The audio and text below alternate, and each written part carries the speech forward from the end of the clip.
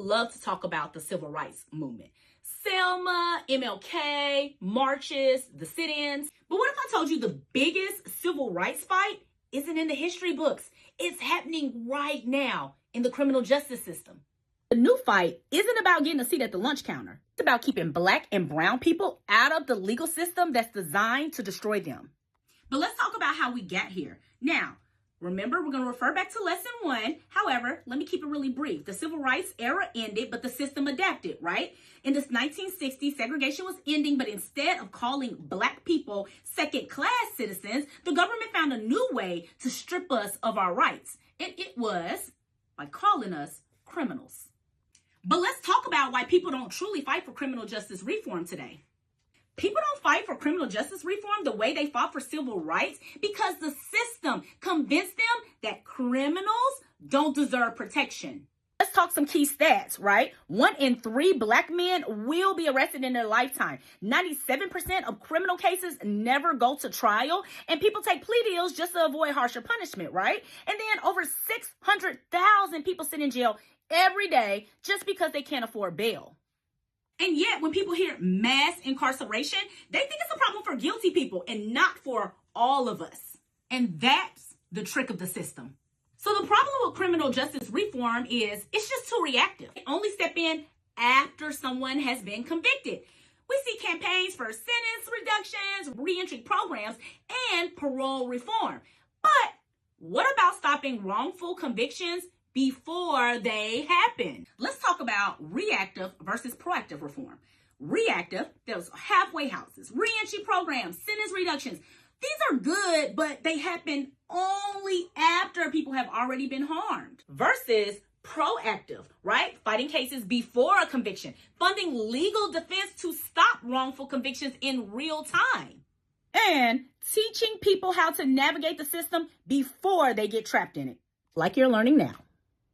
Imagine if we put that same energy into stopping wrongful convictions that we put into helping people after they've already lost years of their life.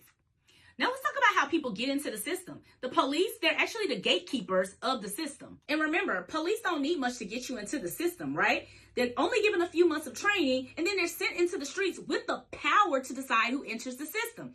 And what is the standard they use? Remember lesson 2? One of the lowest burdens of proof we have, probable cause. Now, if you're struggling and don't remember what burdens of proof are, I want you to go back and go look at lesson 2.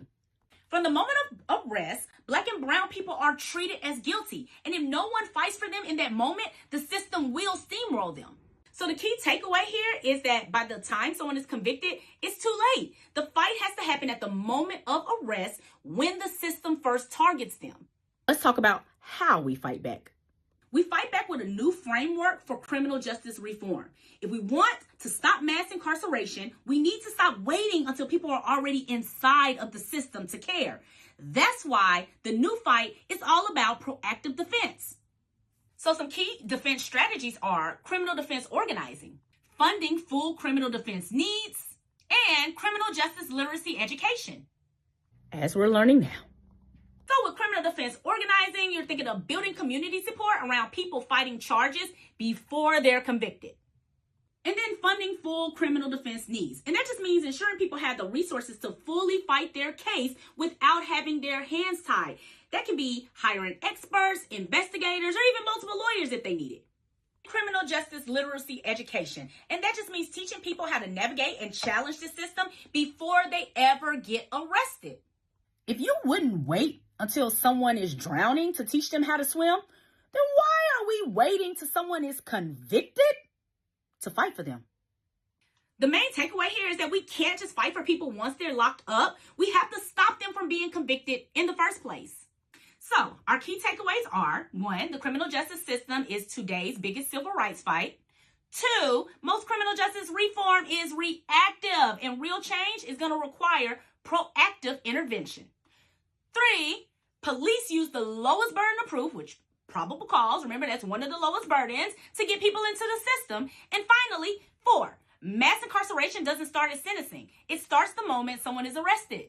So class, you know, to get credit, you have to participate in the discussion. And our discussion prompt for today is going to be that people often see the civil rights movement as something from the past, right? Those marches, the sit-ins, and voting rights.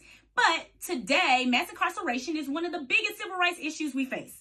Why do you think society is less willing to rally around people that are caught in the criminal justice system compared to past civil rights fights?